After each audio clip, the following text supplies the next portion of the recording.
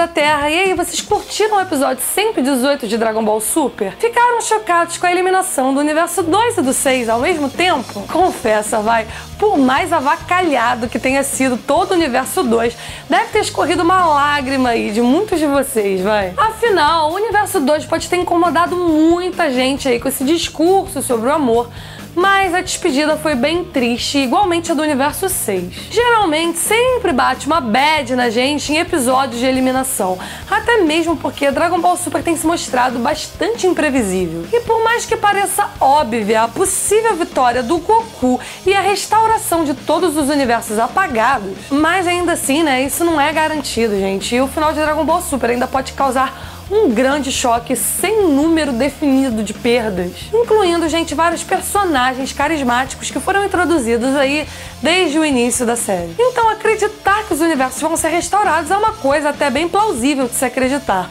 Agora, sair por aí afirmando, batendo no peito que a restauração é certa, bem, não é bem assim, né? Afinal, isso não é tão diferente das viúvas do rito, que só faltavam bater nos outros para defender que ele iria voltar para a arena. E pelo que vimos, né, isso não aconteceu.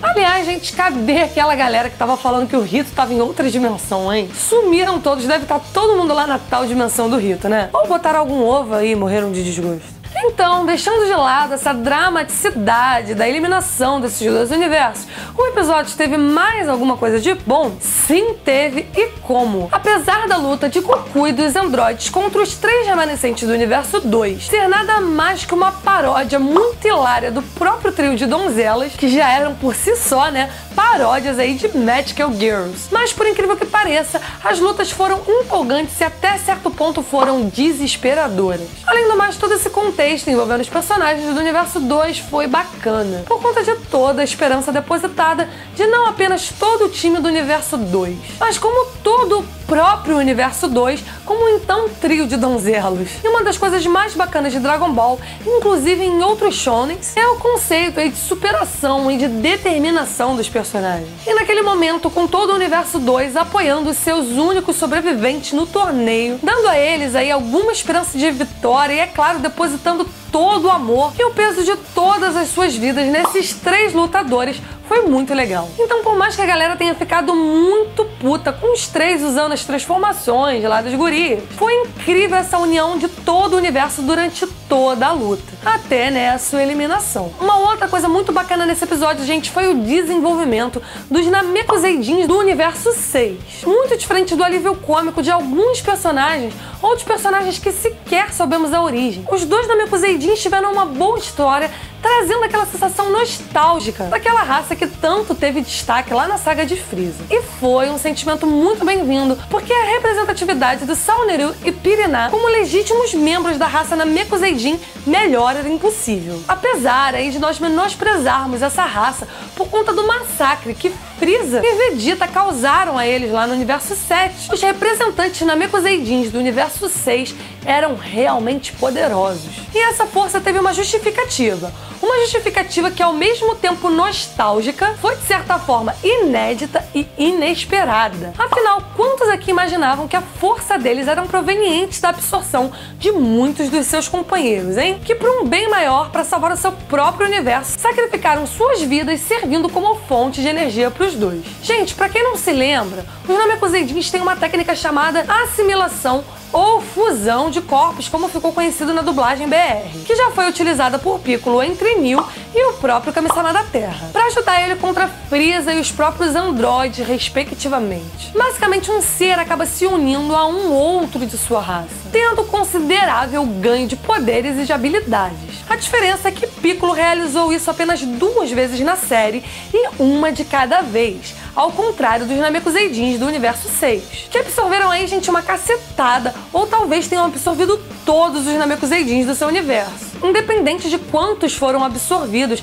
essa ideia de absorver em larga escala foi o mesmo conceito usado lá na saga de Frieza. A sobrevivência, né, gente? Só que a assimilação em larga escala, por um bem maior, no caso, a sobrevivência de todo o universo, deu uma identidade e valor ainda maior não só aos dois guerreiros do Universo 6, como a toda a raça Namekuseidin. E a conduta dos dois Namekuseidins de não entrar em combate com algum outro guerreiro até que seus poderes da assimilação de tantos companheiros fossem estabilizados justificou a participação deles para só lá para os últimos momentos do Universo 6. E apesar da gente não saber aí de fato quantos deles aí se assimilaram aos dois, vimos que uma grande quantidade de energia realmente precisaria de tempo para ser controlado. Eu sei, gente, que muita gente aí deve ter questionado por que isso da estabilização do poder levou tanto tempo. Ao contrário das assimilações de Piccolo com Neo e Kami-sama, onde Piccolo adquiria um grande poder logo de cara. Então, gente, a gente tem que levar em consideração, né, que foi a primeira vez que a gente viu uma absorção de tanta gente ao mesmo tempo.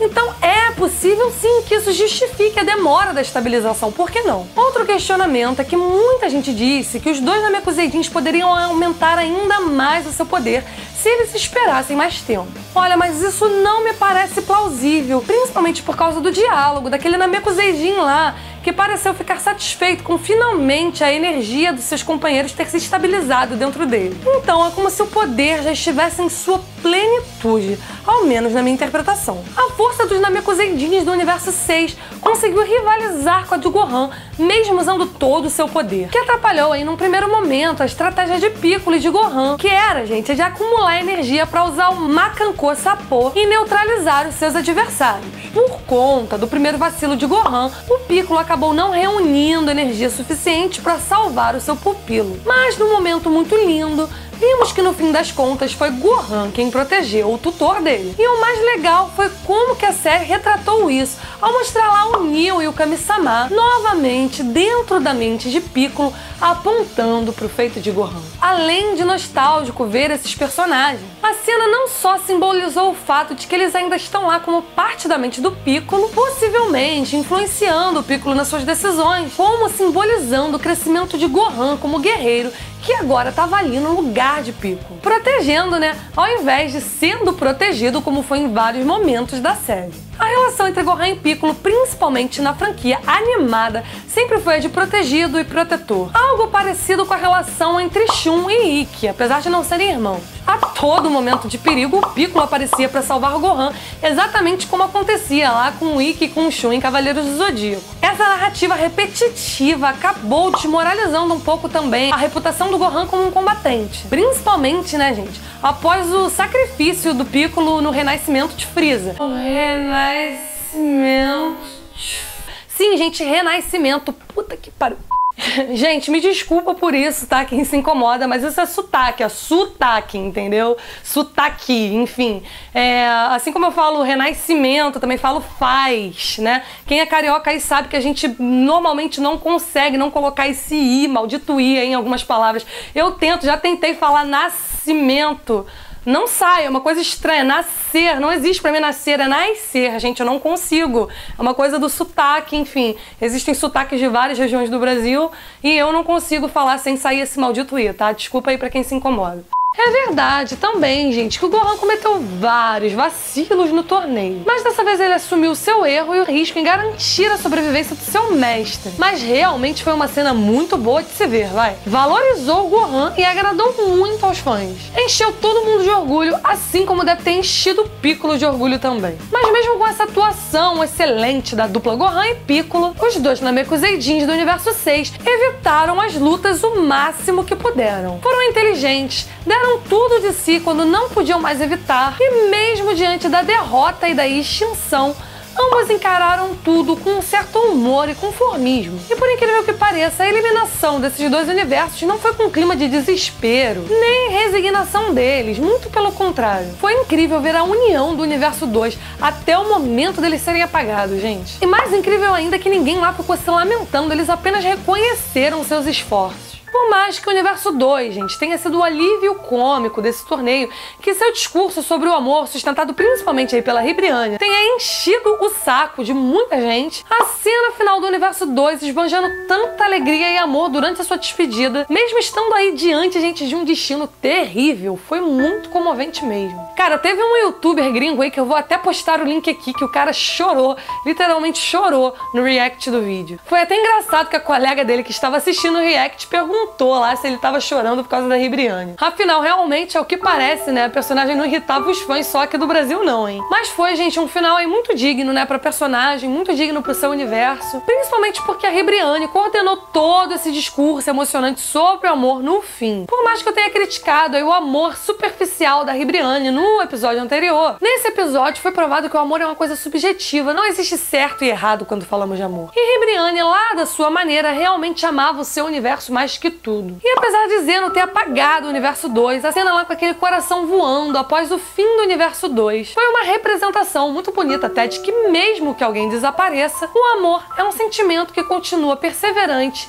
vivo e indestrutível dentro de nossos corações. E por fim, gente, a eliminação do universo 6, com certeza Beerus ou Champa já estavam conscientes de que isso aconteceria, já que a vitória de um implicava automaticamente na eliminação do outro. E mesmo que os dois deuses vivessem brigando, era inegável, gente, que eles se importavam um com o outro. O desejo de Beerus em trazer a Terra do Universo 6 era um exemplo disso. E o Champa sabia que devia esse favor pro seu irmão. Uma pessoa inescrupulosa jamais se preocuparia em pagar a dívida. E no fundo, nem o Beerus devia estar preocupado com isso. Então a despedida deles com certeza teria alguma carga emocional. E a maneira, gente, como tudo isso foi conduzido no anime realmente me deixou sem palavras. Champa e Beerus não trocaram uma palavra de despedida. Muito pelo contrário. O Champa desapareceu fazendo o que ele sempre fez a vida toda por milhares e milhares de anos, que é provocar o seu irmão. Parecia que ele fez aquilo para que Beerus realmente não ficasse triste, para que essa fosse a imagem que ficasse registrada para o seu irmão, sem indícios de choro, de medo ou de qualquer outra coisa.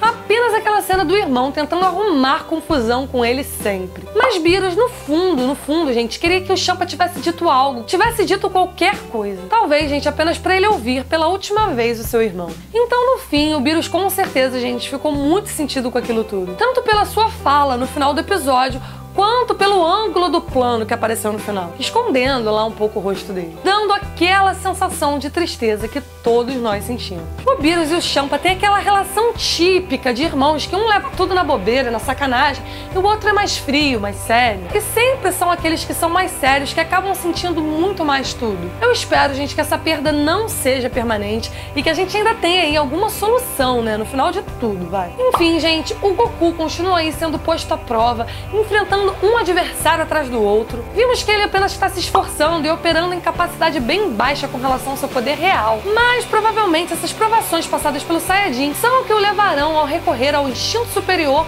ou Megaten no Goku. E o Vegeta, apesar de só ter aparecido no final do episódio, teve um momento emocionante quando da sua maneira ele sentiu a morte de Kiabe, mesmo não demonstrando isso diretamente. Com certeza, gente, ele é um dos mais motivados entre os participantes a vencer o torneio, já que pra ele a luta é pela sobrevivência de seu universo e da raça que ele tanto se orgulha, mesmo que essa raça atualmente faça parte de um outro universo, ou fazia, né? Bom, é isso, gente, eu espero que vocês tenham gostado do vídeo, comente aí o que vocês acharam, se inscreve no nosso canal se você ainda não tá inscrito, um beijo e até o próximo vídeo.